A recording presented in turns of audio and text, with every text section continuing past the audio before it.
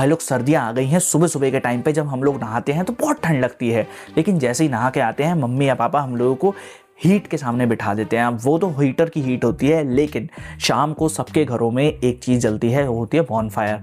अब ये जो बॉनफायर होती है, यानी कि छोटी सी अंगीठी वगैरह में आप जब आग जलाते हो तो इससे हीट हम तक कैसे आती है, कभी ये चीज़ सोची है? चलो आज इसके बारे में जानते हैं। वेल, हीट जो है वो 3 तरीके से ट्रांसफ़र होती है, कंडक्शन, कन्वेक्शन एंड रेडिएशन।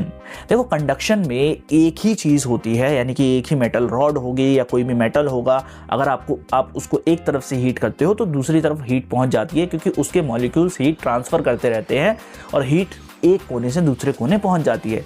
कभी देखा है चम्मच को एक तरफ से गर्म करते रहो तो तुम्हारा हाथ भी जलेगा? कंडक्शन। कन्वेक्शन में क्या होता है कि मॉलिक्यूल्स जो है वो स्कैटर्ड हैं, यानी कि वो थोड़े अपनी दूरी बनाए हुए हैं।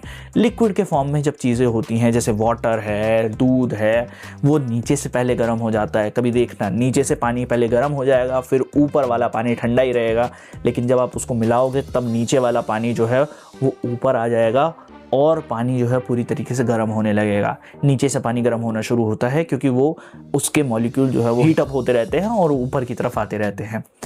लेकिन रेडिएशन में क्या होता है? रेडिएशन में कोई मॉलिक्यूल्स की ज़रूरत नहीं है, डायरेक्ट लाइट की एनर्जी हम तक आती है और वही एनर्जी हमको हीट के फॉर्म में महसूस होती है। जैसे कि सन की एनर्जी हमें महसूस होती है, सन से हीट निकलती है, यानी कि लाइट निकलती है और हीट निकलती है, वो हम तक आती है। तुम लोगों को इंफ्रारेड रेडिएशन के बारे में मैंने बताया था, बस वही चीज़ यहाँ पर काम करती है।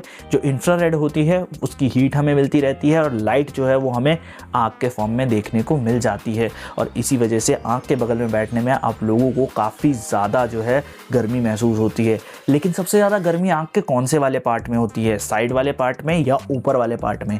ये तुम लोग कमेंट सेक्शन में बताओ, और अगर तुम्हारे कोई डाउट्स है तो वो भी कमेंट सेक्शन में बताओ। मिलता हूँ तुम लोगों से नेक्स्ट वीडियो में, तब तक के लिए thank you very much, thank you from Rojender. और हाँ, चैनल सब्सक्राइब कर देना ऐसे इंटरेस्टिंग फैक्ट्स के लिए।